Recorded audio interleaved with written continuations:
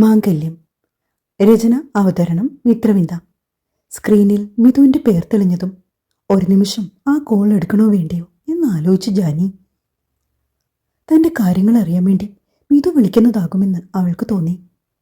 രാവിലെ കോവിലകത്തു നിന്ന് ഇറങ്ങി ഇവിടെ വന്ന ശേഷം ഒരിക്കൽ പോലും അവളെ അങ്ങോട്ട് വിളിച്ചിട്ടില്ല.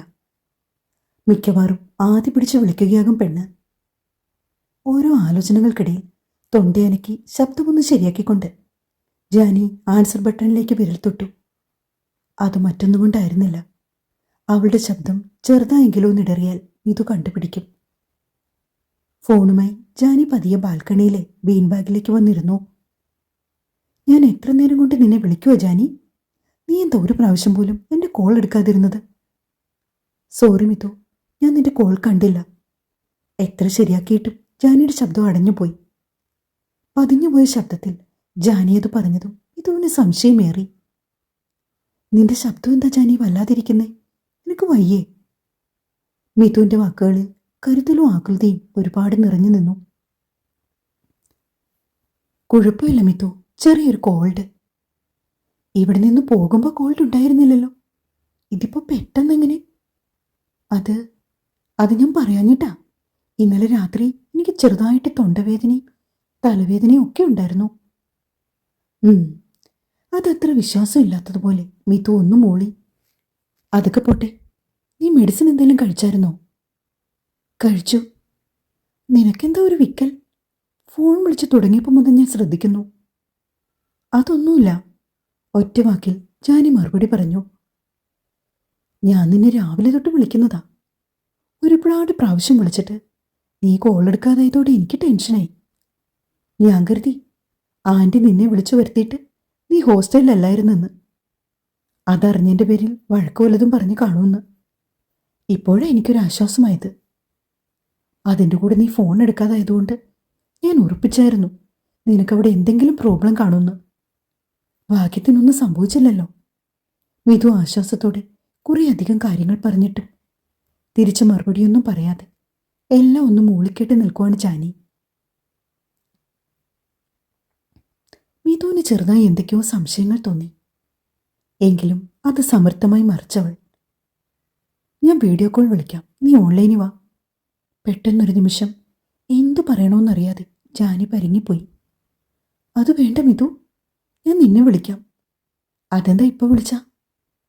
നാളെ നീ എന്തായാലും ഹോസ്റ്റലിൽ വരുമല്ലോ, അപ്പോൾ നമുക്ക് കാണാമല്ലോ. ഇതെനിക്ക് നിന്നെ ഇപ്പോൾ കാണാൻ വേണ്ടിയാ. അല്പം കുറുമ്പ് കലർത്തി അത് പറയുന്നതോടൊപ്പം തന്നെ ഫോണും കട്ട് ചെയ്തിരുന്നു മിഥു. കയ്യിലിരുന്ന ഫോണിലേക്ക് ഒരു വീഡിയോ കോൾ നോട്ടിഫിക്കേഷൻ വന്നതും ജാനിക്ക് അറിയാമായിരുന്നു അത് മിഥുവാണെന്ന്. നിവൃത്തിയില്ലാതെ ജാനി ഫോണെടുത്തു. ഒരു വേള സന്തോഷത്തോടെ തെളിഞ്ഞ മുഖത്തോടെ നിന്ന മിഥുവിൻ്റെ ഭാവം പെട്ടെന്ന് മാറി. എന്തു പറ്റി ജാനി? എന്താ നിന്റെ മുഖമൊക്കെ ഇങ്ങനെ ഇരിക്കുന്നേ? നീ കരഞ്ഞോ?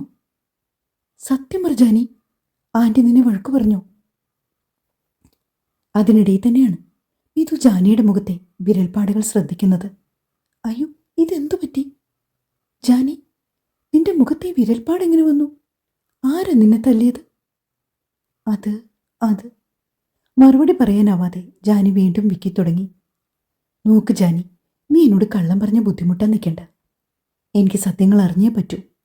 എങ്ങനെയാ നിന്റെ മുഖത്തെ വിരൽപ്പാടുകൾ വന്നത്? ആരാ നിന്നെ തല്ലിയത്? പറ. ഒരു പൊട്ടിക്കരച്ചിലോടെ നടന്ന കാര്യങ്ങളെല്ലാം മിഥുവിനോട് ജാനി പറഞ്ഞു. ഈ ആൻറ്റിക്ക് എന്താ ഭ്രാന്ത് പിടിച്ചോ? അവരുടെ മകളല്ലേ നീ? നിന്നെ എന്തിനാ ഇങ്ങനെ ഫോഴ്സ് ചെയ്ത് കല്യാണം നടത്താൻ? ഇത് പണ്ടത്തെ കാലമൊന്നുമല്ല. പെൺകുട്ടികൾക്കും അഭിപ്രായമില്ലേ? ആൻറ്റി ഇതൊക്കെ ഇനി എന്നാ മനസ്സിലാക്കുന്നത്? ഇത്രയും കാര്യങ്ങളാ വീട്ടിൽ സംഭവിച്ചിട്ടും നിന്റെ അച്ഛനൊന്നും പറഞ്ഞില്ലേ? ഉള്ളിലെ രോഷം അടക്കി പിടിച്ചുകൊണ്ട് മിഥു സംസാരിക്കുന്നത്. അച്ഛന് കാര്യങ്ങളൊക്കെ അറിയാം, പക്ഷെ അച്ഛൻ അറിഞ്ഞിട്ടുണ്ടാവില്ല അമ്മേനെ തല്ലിയ കാര്യം. ജാനിയെ നോക്കി നിന്ന മിഥുവിൻ്റെ കണ്ണുകൾ നിറഞ്ഞു വന്നു. നീ കുറച്ച് സമയം റെസ്റ്റ് എടുക്ക് ജാനി, നിന്റെ മുഖത്ത് വല്ലാത്ത ക്ഷീണമുണ്ട്. ബാക്കി കാര്യങ്ങൾ നമുക്ക് എന്തായാലും നാളെ ഹോസ്റ്റലിൽ വരുമ്പോൾ സംസാരിക്കാം. ഇനി മുതൽ എന്നോട് ഹോസ്റ്റലിൽ നിൽക്കണ്ടെന്നാ അമ്മ പറഞ്ഞിരിക്കുന്നത്. അത് നിന്റെ അമ്മ തീരുമാനിച്ചാൽ മതിയോ? അപ്പം നിന്റെ ക്ലാസ്സോ? ദിവസവും വീട്ടിൽ വന്ന് പോയാൽ മതിയെന്നാ അമ്മ പറയുന്നേ. അതിന് അങ്ങോട്ടും ഇങ്ങോട്ടും കൂടി ഏകദേശം 3 മണിക്കൂർ ഡ്രൈവുണ്ട്. രാവിലെ ഓക്കെ, വൈകിട്ട് ഈ ക്ലാസ്സൊക്കെ കഴിഞ്ഞിട്ട് നീ എങ്ങനെ ഡ്രൈവ് ചെയ്ത് അവിടെ വരെ പോകും? ഇനി മുതൽ എവിടെ പോയാലും ഡ്രൈവറിൻ്റെ കൂടെ പോയാൽ മതിയെന്നാ അമ്മയുടെ വാദം. കഷ്ടം തന്നെ ജാനി നിന്റെ കാര്യം. അതിൻ്റെ ഇടയ്ക്ക് എനിക്ക് ചെറിയൊരു അബദ്ധം പറ്റി മിതു. അമ്മ എന്നെ വൈഫുമായിട്ടുള്ള എക്സ്ചേഞ്ചിന് നിർബന്ധിച്ചപ്പോൾ ഞാൻ പറഞ്ഞു എനിക്കൊരാളെ ഇഷ്ടമാണെന്ന്. എന്നിട്ട് ആൻറ്റി എന്തു പറഞ്ഞു? അത് പറയുമ്പോൾ ഞാൻ മനസ്സിൽ കരുതിയത് എനിക്ക് മറ്റൊരാളെ ഇഷ്ടമാണെന്നറിയുമ്പോൾ അമ്മ തന്നെ ഈ വിവാഹം വേണ്ടെന്ന് പറയുന്ന. പക്ഷെ സംഭവിച്ചത് നേരെ ഓപ്പോസിറ്റായിരുന്നു. പോട്ടെ, സംഭവിക്കാനുള്ളത് സംഭവിച്ചു. ഇനി നീ ആൻറ്റിയോട് പറഞ്ഞ പ്രേമമുണ്ടല്ലോ, അത് റിയലാണെന്ന് ആൻറ്റിക്ക് കൂടി തോന്നണം. അതെങ്ങനെ? ഞാനൊരാളെ പ്രേമിക്കാനോ? No, never. ഓ എൻ്റെ പെണ്ണെ, നീ ഒരാളെ പ്രേമിക്കണമെന്നൊന്നും അല്ല ഞാൻ പറയുന്നത്. പ്രേമിക്കുന്നത് പോലെ അഭിനയിക്കണം എന്നുവെച്ചാൽ നിങ്ങളുടെ പ്രേമം സത്യമാണെന്ന് എല്ലാവർക്കും തോന്നണം. അങ്ങനൊരു സാഹചര്യം വരുമ്പോൾ ആൻറ്റി ചിന്തിക്കും, ഇതൊക്കെ വൈഫുവിൻ്റെ വീട്ടുകാരണിഞ്ഞ നാണക്കേടല്ലേ എന്ന്. അങ്ങനെ നിന്റെ അമ്മ തന്നെ അവരോടുള്ള കല്യാണത്തിന് നോ പറയും. എങ്ങനെയുണ്ട് ഐഡിയ? ഐഡിയ കൊള്ളാം, പക്ഷേ ഇത് വർക്കാവുമോ? അമ്മ അങ്ങനെ ഇങ്ങനെയൊന്നും വിശ്വസിക്കുമെന്ന് എനിക്ക് തോന്നുന്നില്ല. വിശ്വസിച്ചാൽ പോരെ, അത് മതി. തൽക്കാലം നീ ഇപ്പോൾ ഫോൺ വെച്ച് കിടന്നു. ഞാൻ നിനക്ക് മെസ്സേജ് അയക്കാം. നാളെ നമുക്ക് ഒരു പ്ലാൻ നടപ്പിലാക്കണം. എന്തായാലും നാളെ ഡ്രൈവറല്ലേ നിന്നെ കോളേജിൽ കൊണ്ടുവരുന്നത്. മിക്കവാറും നിന്റെ അമ്മയുടെ ചിങ്കടിയായിരിക്കും ഡ്രൈവർ. നീ എവിടെ പോകുന്നു, എന്തൊക്കെ ചെയ്യുന്നു എന്നുള്ളത് കൃത്യമായി നിന്റെ അമ്മ അറിയും. അപ്പോൾ നമുക്ക് കാര്യങ്ങൾ കുറച്ചുകൂടി ഈസിയാക്കാം. മിഥുവിൻ്റെ കോൾ കട്ടായ സമയം തന്നെ ജാനിയുടെ റൂമിൻ്റെ ഡോറിൽ ആരോ നോക്ക് ചെയ്തു. ഫോൺ ബീൻ ബാഗിൽ തന്നെ വെച്ചുകൊണ്ട് ജാനി പോയി വാതിൽ തുറന്നു. വീട്ടിൽ സഹായത്തിനൊക്കെ നിൽക്കുന്ന ജലജയായിരുന്നു അത്. മാനസയുടെ വലങ്കൈ എന്നൊക്കെ വേണമെങ്കിൽ പറയാം. എന്താ? അവരോടുള്ള അതൃപ്തി മുഖത്ത് പ്രകടമാകും വിധം ജാനി ചോദിച്ചു. ഡിന്നർ കഴിക്കാൻ മേഡം വിളിക്കുന്നു. നിങ്ങളുടെ മേഡത്തിനോട് എന്ന് പറഞ്ഞേക്ക് എനിക്ക് ആഹാരം വേണ്ടെന്ന്. അതും പറഞ്ഞ് ജലജയുടെ മുൻപിൽ ജാനി വാതിൽ വലിച്ചടച്ചു. അത്രയും വലിയ വീട്ടിൽ അവൾക്ക് ശ്വാസം മുട്ടും പോലെ തോന്നി. ഒന്ന് ശ്വസിക്കാൻ പോലും അമ്മയുടെ സമ്മതം വേണ്ടുന്ന അവസ്ഥ. തൻ്റെ നിസ്സഹായാവസ്ഥ ഓർത്ത് ജാനിയുടെ കണ്ണുകൾ വീണ്ടും നിറഞ്ഞൊഴുകി. അവൾ വെറും നിലത്തേക്ക് പടഞ്ഞിരുന്നു. ആ സമയം സ്റ്റെപ്പുകൾ ഇറങ്ങി താഴേക്ക് പോകുന്ന ജലജയുടെ മുഖം വീർത്തിരുന്നു. അത് മറ്റൊന്നും കൊണ്ടായിരുന്നില്ല, തൻ്റെ ചോദ്യത്തിന് ജാനി മറുപടി നൽകിയ രീതി. ജാനിയുടെ അഹങ്കാരം തീർത്തു കൊടുക്കാൻ വേണ്ടി മനഃപൂർവ്വം ജാനിയെക്കുറിച്ച് മാനസിയോട് മോശം പറയാൻ തന്നെ അവർ തീരുമാനിച്ചു. ആഹാരം കഴിക്കാൻ തുടങ്ങുമായിരുന്നു മാനസിയും ജയനും. ജാൻവിയെ വിളിച്ചില്ലേ ജലജ? മാനസിയുടെ സ്വരം അവിടെ നിറഞ്ഞു നിന്നു. ഞാൻ വിളിച്ചതാ മാഡം, പക്ഷെ ജാൻവി മോള് പറഞ്ഞു മേഡം വിളിക്കുമ്പോൾ ആഹാരം കഴിക്കാൻ വരാൻ അവൾക്ക് മനസ്സില്ലെന്ന്. ഞാൻ പറഞ്ഞു ഞാനിത് മേഡത്തിനോട് വന്ന് പറഞ്ഞു കൊടുക്കുമെന്ന്. അപ്പോൾ എന്നോട് പറയുക, നിങ്ങൾ പോയി പറഞ്ഞു കൊടുക്ക്, നിങ്ങളുടെ മേഡം എന്നെ മൂക്കി വിളിച്ച് കയറ്റത്തില്ലല്ലോ എന്ന്. ജലജ ഇത് പറഞ്ഞതും ആഹാരം കഴിച്ചു തുടങ്ങിയ മാനസി എച്ചിൽ കൈയോടെ ചാടി എണീറ്റു. അത്രയ്ക്കായി അവളുടെ അഹങ്കാരം. 2 അടി കിട്ടിയിട്ടും തീരുന്നില്ലെങ്കിൽ വീണ്ടും കൊടുക്കാനും എനിക്ക് മടിയില്ല. മാനസി തിരിഞ്ഞ് ജാൻവിയുടെ റൂം ലക്ഷ്യമാക്കി നടക്കാൻ തുടങ്ങിയതും മാനസിയുടെ കൈകളിൽ ജയന്റെ പിടി വീണു. ഇവിടെ ഇരുന്ന് ആഹാരം കഴിക്കും മാനസി, അവൾക്ക് വേണമെങ്കിൽ വന്ന് കഴിക്കട്ടെ. നമ്മളെന്തിനാ വെറുതെ നമ്മുടെ സന്തോഷം ഇല്ലാതാക്കുന്നത്? ജയനത് പറഞ്ഞതും അത് ശരിയാണല്ലോ എന്ന ഓർമ്മയിൽ മാനസി ഇരിപ്പിടത്തിലേക്ക് ഇരിപ്പുറപ്പിച്ചു. അതേസമയം അവരിരുവരും ശ്രദ്ധിച്ചില്ലെങ്കിൽ പോലും ജലജയുടെ മുഖം മങ്ങി. താൻ പ്രതീക്ഷിച്ചതുപോലെ ഒരു മറുപടി ജാനിക്ക് കൊടുക്കാൻ പറ്റിയില്ലല്ലോ എന്ന ചിന്തയിൽ അവരുടെ പല്ലുകൾ ഞെരിഞ്ഞമർന്നു. ജാനി അപ്പോഴേക്കും ഉറക്കം പിടിച്ചു കഴിഞ്ഞു. അവൾക്ക് നല്ല ക്ഷീണമുണ്ടായിരുന്നു. അതേസമയം മാണിക്യമംഗലത്തെ ഉമ്മറത്തിരിക്കുകയാണ് സേതുനാഥനും പത്മയും. തൊട്ടടുത്ത് തന്നെ മിതുവുണ്ട്. തുളസിത്തറയിൽ വിളക്ക് വെച്ച ശേഷം നേരെ അവൾ സേതുനാഥൻ്റെ അരികിൽ വന്നിരുന്നു. അയാൾ അവളുടെ തലയിലൂടെ അരുമയായി ഒന്ന് തഴുകി. മോൾക്ക് പരീക്ഷ എടുക്കാറായോ? ഇനി കുറച്ച് ദിവസം കൂടിയുള്ളൂ, അപ്പോഴേക്കും എൻ്റെ പരീക്ഷ കഴിയും. ആഹാ, പരീക്ഷ കഴിഞ്ഞ് എന്ത് ചെയ്യാനാ തീരുമാനം? നമ്മുടെ കമ്പനി കയറാനാണോ അതോ? ഞാനൊന്നും ഡിസൈഡ് ചെയ്തിട്ടില്ല അപ്പൂപ്പ. അവർ സംസാരിച്ചുകൊണ്ടിരുന്ന അതേ സമയം തന്നെയാണ് ജഗന്റെ വണ്ടി കോവിലകത്തിൻ്റെ കോമ്പൗണ്ടിലേക്ക് വന്നത്.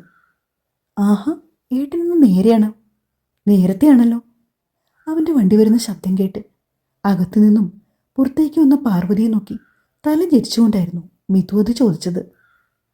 അവന് ജോലി കഴിഞ്ഞ് വന്നിട്ട് മറ്റെവിടെയോ പോകാനുണ്ടെന്ന് ഇന്നലെ പറഞ്ഞു. അപ്പോഴേക്കും തന്നെ ഉമ്മറത്തിരിക്കുന്ന അപ്പൂപ്പനെയും അമ്മൂമ്മയും നോക്കി ഒന്ന് ചിരിച്ചുകൊണ്ട് അകത്തേക്ക് കയറിപ്പോയിരുന്നു ജഗൻ. അകത്തേക്ക് പോയി ഒരു അരമണിക്കൂറിനുള്ളിൽ തന്നെ അവൻ എവിടെയോ പോകാനുള്ള തയ്യാറെടുപ്പിൽ തിരിച്ചു പുറത്തേക്ക് ഇറങ്ങി വന്നു. എവിടേക്കാ മോനെ? സേതുനാഥൻ ജഗനോട് ചോദിച്ചു. നമ്മുടെ MLA വിശ്വനാഥൻ സാറല്ലേ? സാറിൻ്റെ മകളുടെ ബർത്ത്ഡേ ആണിന്ന്. ചെറിയൊരു ഫംഗ്ഷൻ ഉണ്ട് ഹോട്ടൽ ബ്ലൂ മൂണിൽ വെച്ച്. അത് അറ്റൻഡ് ചെയ്യാൻ വേണ്ടി. ആണോ? സൂക്ഷിച്ചു പോയിട്ട് വാ മോനെ. സേതുനാഥൻ അത് പറഞ്ഞതും ഒരു ചിരിയോടെ അയാളെ നോക്കിക്കൊണ്ട് സർവീസ് കഴിഞ്ഞ് കമ്പനിക്കാർ പോർച്ചിൽ കൊണ്ടുകൊണ്ടിരിക്കുന്ന അവൻ്റെ കാറിനടുത്തേക്ക് നടന്നു. അല്പനേരം കൊണ്ട് തന്നെ ആ കാറ് കോവിലകത്തിൻ്റെ കവാടം കടന്നുപോയി.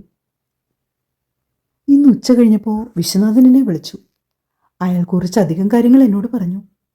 സേതുനാഥൻ അവിടെ നിന്ന് പാർവതിയോടും പത്മയോടും കൂടിയായിട്ടാണ് പറഞ്ഞത്. എന്താണെച്ചാ? അത് മറ്റൊന്നുമല്ല, അയാളുടെ മകൾ നയോമിക്ക് നമ്മുടെ ജഗനോട് ചെറിയൊരു ഇഷ്ടമുണ്ടെന്ന്. അവർക്ക് നമ്മളുമായി ഒരു ബന്ധത്തിന് താല്പര്യമുണ്ടെന്ന്. എന്നിട്ട് അച്ഛനെന്തു പറഞ്ഞു? എനിക്കെങ്ങനെ ഒരു ഡിസിഷൻ എടുക്കാൻ പറ്റുമോ? നീയും രാമനാഥനും ജഗനും ഒക്കെ ചേർന്ന് തീരുമാനിക്കേ. അവന് താല്പര്യമുണ്ടെങ്കിൽ നമുക്ക് നടത്താം. വരുന്ന ചിങ്ങത്തിനുള്ളിൽ അവൻ്റെ വിവാഹം നടന്നില്ലെങ്കിൽ പിന്നെ 37-ാം വയസ്സിലേ അവന് മംഗല്യയോഗമുള്ളൂ. ഇതൊന്നും ഞാൻ പറഞ്ഞാൽ അവൻ ചെവി കൊടുക്കില്ലച്ച. അച്ഛനും അമ്മയും അവനോട് സംസാരിച്ചു നോക്ക്. വിവാഹമേ വേണ്ടെന്ന് പറഞ്ഞ് നടക്കുമോ അച്ചക്കൻ? അവരെല്ലാവരും ജഗൻ്റെ വിവാഹകാര്യത്തെ പറ്റി ഓരോരോ കാര്യങ്ങൾ പറഞ്ഞെങ്കിലും മിഥുവിൻ്റെ മുഖം നന്നായി ചൊളിഞ്ഞു. അത് മറ്റൊന്നും കൊണ്ടല്ല, വിശ്വനാഥൻ നയോമിക്ക് വേണ്ടി ജഗനെ ആലോചിച്ചു എന്നറിഞ്ഞപ്പോഴാണ്. പണ്ട് മുതലേ വിശ്വനാഥനും സേതുനാഥനും തമ്മിൽ നല്ല അടുപ്പത്തിലായതുകൊണ്ട് നയോമി പലപ്പോഴും വിശ്വനാഥനോടൊപ്പം ഇവിടേക്ക് വന്നിട്ടുണ്ട്. അവളുടെ ആർട്ടിഫിഷ്യൽ ബഹുമാനമൊക്കെ കാണുമ്പോൾ ഇതൊന്ന് ചിരി വരാറുണ്ട് പലപ്പോഴും. അപ്പോൾ ഇതൊക്കെ മുന്നിൽ കണ്ടുകൊണ്ടായിരുന്നു അവൾ അന്നേ വാല് പൊക്കിയത്. മിതു മനസ്സിലോർത്തു. നയോമി നല്ല കുട്ടിയാണച്ചാ. നമ്മുടെ ജഗന് എന്തുകൊണ്ട് ചേരും അവൾ. നല്ല വിവരവും വിദ്യാഭ്യാസവും ഉള്ള കുട്ടി. മാത്രമല്ല നമ്മുടെ ജഗന്റെ കളിക്കൂട്ടുകാരിയല്ലേ അവൾ. വിശ്വേട്ടനൊപ്പം ഇവിടെ വരുമ്പോൾ എന്തൊരു സ്നേഹം ആ കുട്ടിക്ക് എല്ലാവരോടും. എന്നെയൊക്കെ അമ്മന്ന് തികച്ചു വിളിക്കില്ല. അത് നീ പറഞ്ഞത് ശരിയാണ് പാർവതി. നല്ല കുട്ടിയാണ് നയോമി. പത്മ കൂടി അതിനെ അനുകൂലിച്ചു. മിതു ദേഷ്യത്തോടെ എഴുന്നേറ്റ് മുറിയിലേക്ക് നടന്നു. അതേസമയം ജഗന്റെ കാറ് ബ്ലൂ മൂൺ എന്ന 5 നക്ഷത്ര ഹോട്ടലിന്റെ പാർക്കിങ്ങിലേക്ക് കയറി. ഫംഗ്ഷൻ അറേഞ്ച് ചെയ്തിരിക്കുന്ന സ്പേസിലേക്ക് അവൻ ചെല്ലുമ്പോഴേക്കും കേക്ക് കട്ടിംഗ് ഒക്കെ കഴിഞ്ഞിരുന്നു. ആരോടോ സംസാരിച്ചുകൊണ്ട് നിന്ന നയോമി ജഗനെ കണ്ടതും അവനടുത്തേക്ക് ഓടി വന്നു. ഒരു റെഡ് കളർ സ്ലീവ്ലെസ് ഫ്രോക്കായിരുന്നു നയോമിയുടെ വേഷം. മുട്ടിന് മുകളിൽ നിൽക്കുന്ന ഫ്രോക്കിൽ വെണ്ണ പോലെ വെളുത്ത അവളുടെ ശരീരഭംഗി എടുത്തു നിന്നു. അവൾ ഓടിവന്ന് ജഗനെ കെട്ടിപ്പുണർന്നപ്പോൾ അവളുടെ മാറുകൾ അവന്റെ നെഞ്ചിലേക്ക് അമർന്നു. അത് ജഗന് ഫീൽ ചെയ്തതും പെട്ടെന്നവൻ അവളെ അകറ്റി നിർത്തി. അതേസമയം നയോമിയുടെ കണ്ണുകൾ തിളങ്ങി. കാരണം അവളത് മനഃപൂർവ്വം ചെയ്തതായിരുന്നു. നീ എന്താ ജഗൻ വരാൻ വൈകിയത്? ആക്ച്വലി 8 മണിക്ക് കേക്ക് കട്ടിംഗ് ടൈം. ഇപ്പോൾ 8:30. അതുവരെ നിന്നെ വെയിറ്റ് ചെയ്ത് നിന്നു. ഇറങ്ങാൻ തുടങ്ങിയപ്പോൾ അർജന്റായി 1-2 കേസുകൾ വന്നു. അതാ ഞാൻ താമസിച്ചത്. ഞാൻ കരുതിയത് നീ വരാന്ന് പറഞ്ഞെന്നെ പറ്റിക്കുന്ന. വരൂ, അച്ഛനും അമ്മയും ഇവിടെയുണ്ട്, നമുക്ക് അങ്ങോട്ട് പോകാം. അതും പറഞ്ഞ് ജഗന്റെ കൈയും പിടിച്ച് വലിച്ച് മുന്നോട്ട് നടക്കുന്ന നേരം നയോമി ഒന്നു നിന്നു. അതൊക്കെ പോട്ടെ, എന്റെ ഗിഫ്റ്റ് ഇവിടെ. ജഗൻ അവളെ നോക്കി ഒന്ന് ചമ്മിയെ ചിരിച്ചിരിച്ചു. സോറി, ഗിഫ്റ്റ് വാങ്ങാൻ മറന്നു. കൊള്ളാം, നല്ല ആളാ. ബർത്ത്ഡേ ഫംഗ്ഷന് ഗിഫ്റ്റ് പോലും കയ്യിലില്ലാതെ വന്നിരിക്കുന്നു. അതൊന്നും കുഴപ്പമില്ല. എനിക്ക് ലൈഫ് ലോങ് യൂസ് ചെയ്യാൻ പറ്റുന്ന ഒരു ഗിഫ്റ്റ് ഇനി തന്നാലും മതി. ഒരു പ്രത്യേക അർത്ഥം വെച്ച് നയോമി അത് പറയുമ്പോൾ കാര്യം എന്താണെന്ന് മനസ്സിലാകാതെ ജഗൻ നിന്നു. അതേസമയമായിരുന്നു വിശ്വനാഥൻ അങ്ങോട്ടേക്ക് വന്നത്.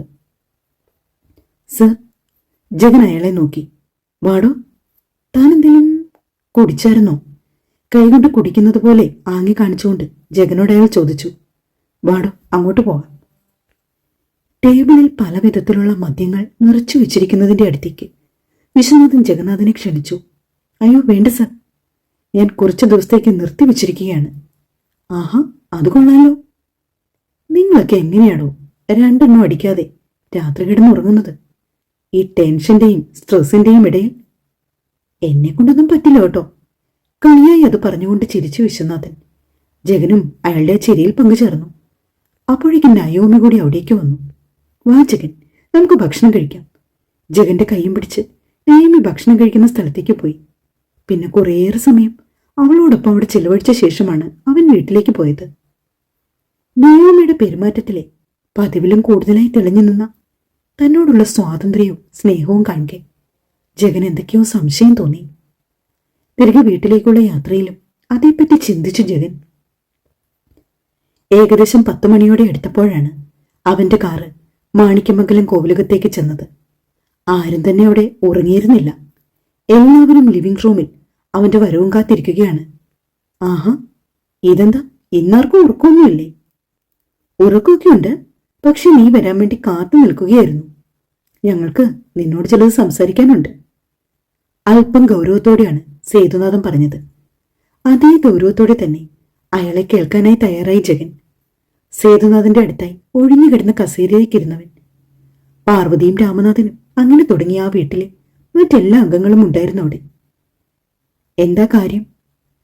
എന്തോ എന്നോട് പറയാനുണ്ടെന്ന് പറഞ്ഞിട്ട് ആരും ഇതുവരെ ഒന്നും മിണ്ടുന്നില്ലല്ലോ. കാര്യമൊക്കെ പറയാം, പക്ഷെ നീ ദേഷ്യപ്പെടരുത്. മുൻകൂർ ജാമ്യം എടുക്കും പോലെ പത്മ പറഞ്ഞു. ആദ്യം നിങ്ങളെല്ലാരും കാര്യം എന്താണെന്ന് പറയും. അതിനുശേഷമല്ലേ ദേഷ്യപ്പെടണോ വേണ്ടോ എന്നൊക്കെ തീരുമാനിക്കാൻ പറ്റൂ. പിന്നെ എനിക്ക് ദേഷ്യം വരുന്ന കാര്യമാണെങ്കിൽ ഉറപ്പായി ഞാൻ ദേഷ്യപ്പെടും.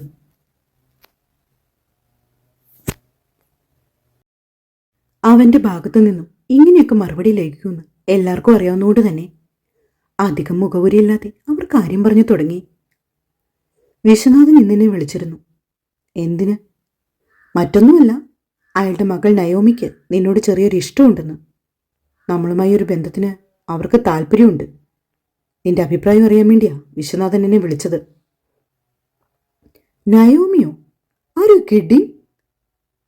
നിങ്ങൾ ഈ തമാശ പറയാനാണോ എന്നെ ഇവിടെ പിടിച്ചു നിർത്തിയത്? തീർത്തും തമാശ പോലെ അത് പറഞ്ഞു കളഞ്ഞു ജഗൻ. കല്യാണം കളിതമാശയാണെന്നാണോ നീ കരുതിയിരിക്കുന്നത്? ജഗൻ എല്ലാം ഒരു ഒഴുക്കമട്ടിൽ എടുക്കുന്നത് കണ്ടതും സേതുനാഥന്റെ ശബ്ദം ഉയർന്നു. നോക്ക്, എല്ലാവരും കേൾക്കാൻ വേണ്ടി തന്നെ പറയുവാണ്. നയോമിയെ ഞാൻ ഒരിക്കലും അങ്ങനെ ഒരു രീതിയിൽ കണ്ടിട്ടില്ല. കാണണ്ട, ഇനിയാണെങ്കിലും നിനക്ക് കാണാമല്ലോ. രാമനാഥൻ പറഞ്ഞതും ജഗൻ അല്പം ദേഷ്യത്തോടെ അച്ഛനെ നോക്കി. തൽക്കാലം നിങ്ങൾ ആരും എനിക്ക് വേണ്ടി ഒരു വിവാഹം ആലോചിക്കാൻ നിൽക്കണ്ട. ഇപ്പോൾ എൻ്റെ വിവാഹമൊന്നും എൻ്റെ പ്ലാനിലേ ഇല്ല. പിന്നെ എപ്പോൾ വിവാഹം കഴിക്കാനാണ് നിന്റെ ഉദ്ദേശം? ഇപ്പോൾ തന്നെ വയസ്സ് 31. ഈ ചിങ്ങത്തിൽ നിന്റെ വിവാഹം നടന്നില്ലെങ്കിൽ പിന്നെ ഒരുപാട് താമസിക്കും ജഗൻ. അതിരടുത്തെ സൂര്യവർത്തൻ തിരുമേനി പറഞ്ഞതാ. തിരുമേനി പറഞ്ഞതൊന്നും ഇന്നോളം തെറ്റിയിട്ടില്ല. അത് ഓർമ്മയുണ്ടാകണം നിനക്ക്. നോക്ക്, ഞാൻ മുൻപേ പറഞ്ഞിട്ടുള്ളതാ, എനിക്ക് ജ്യോതിഷത്തിലും കാര്യങ്ങളിലും ഒന്നും യാതൊരു വിശ്വാസവും ഇല്ലെന്ന്. പിന്നെ നിങ്ങൾ എന്തിനാ ഇത് തന്നെ വീണ്ടും എന്നോട് പറഞ്ഞിരിക്കുന്നത്? പറ്റില്ല.